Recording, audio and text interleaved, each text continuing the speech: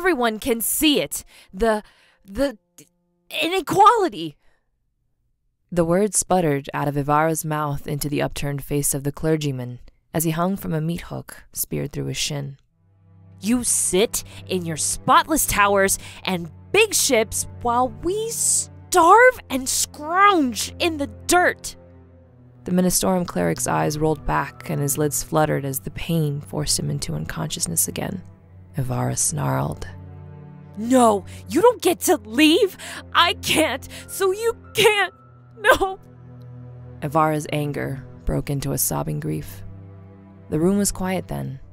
The only noises to accompany Ivara's muffled whimpers were the creak of the hooked chain that held the cleric's slowly pirouetting body and the soft flapping wings as a lone cyber cherub hovered in the shadows.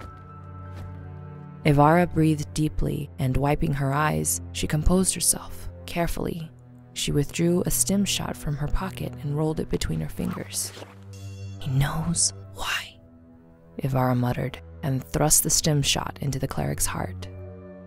Wide-eyed and with a frothing mouth, the clergyman roared back to life. His panicked eyes darted aimlessly in their sockets.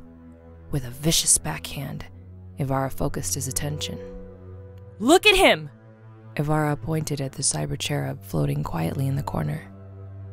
Naked, save for a stained loincloth, the cherub had the body of a 4-year-old boy.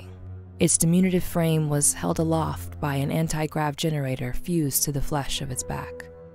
On top of this, a pair of filth-encrusted wings flapped lazily in a mockery of flight.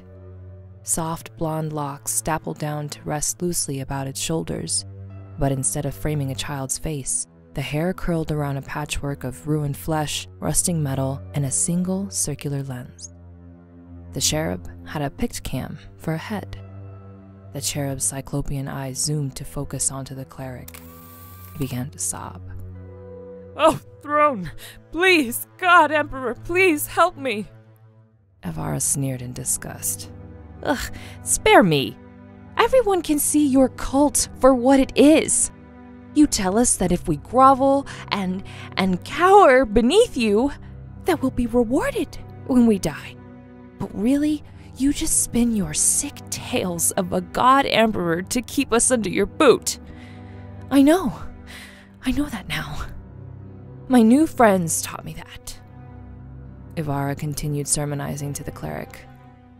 They told me how you have to break us. You have to steal our joy. That if we find even a shred of happiness, you have to take it. Don't you? Don't you?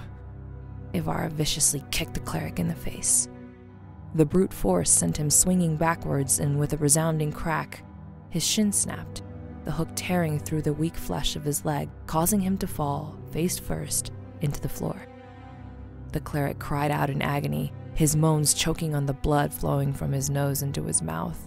He stared up at Ivara with fearful eyes and coughed, sobbed, and spluttered his excuses. I had no choice. Please, I'm sorry. You must understand. I never wanted to take them, but the deacon, I had to obey him. His is the word of the Emperor. I had to. Shut up. I don't want any of your damned excuses. I want you to tell me why. Through stuttering, gasping breaths, the cleric told her, the deacon, he just preferred them. He just preferred them? He just preferred them? Ivara spat the cleric's own word back into his face. Every other diocese in the city uses fat-grown, synthetic cyber cherubs. But you're telling me the only reason you took children, living children, and turned them into these monstrosities was simply because the deacon just preferred them? The cleric sobbed and tried to roll away from Ivara. No, you look at what you've done! Ivara grabbed the cleric by his hair and pointed his face toward the cherub floating in the corner. You look at what you've done to my son! The cleric stared, horrified, at the cherub in the corner. Its flesh the same shade as Ivara's, its blonde hair with the same wavy curls, its face a mass of metal and glass. Ivara sat on the floor, her tone softening as the truth drained her spirit. My new friends said that you'd done this, but sometimes, even though you can see it, you need to hear it as well. Ivara cradled the cleric's head in her lap and began slowly stroking his hair as she stared at the cherub that used to be her son. They were kind to me, my new friends. When I couldn't find Jakur, my son, they helped me. Ivara took a stained cloth from her pocket and began wiping the blood from the cleric's face. My new friends, they told me of the lies that you teach and what you had done, and the truth of the new God and the change that is coming. Ivara took the cloth and began to slowly push it into the cleric's mouth. The cleric tried to struggle, but his blood loss had made him weak. My new friends told me you don't even have to believe in their God. Their God treats believers and non-believers alike. Their God sees all life as valuable. All life is useful to it. Ivara pinched the cleric's nose between her thumb and forefinger and placed one hand gently but firmly over his mouth. So you see, it's all going to be all right. Ivara began to rock the cleric's clasped head forward and back. A new God is coming.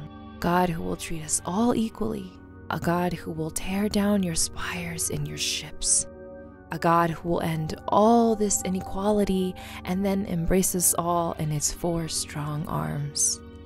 Yes, a new God is coming, and when it gets here, it will be so great that everyone can see it.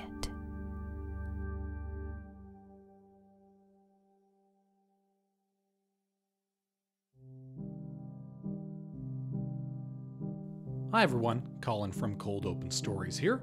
Thank you so much for listening to this production of An End to Inequity. Now, if this is your first time tuning in, we produce a wide range of content, including short stories, immersive audio dramas, and narrations like the one you just heard. This story was first published as a winner in our bi-monthly fast fiction contest.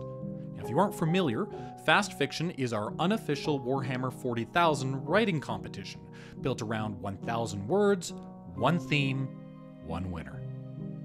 You can find the latest contest prompt over at coldopenstories.com. An End to Inequity was written by J.M. Addy and narrated by Diane Casanova.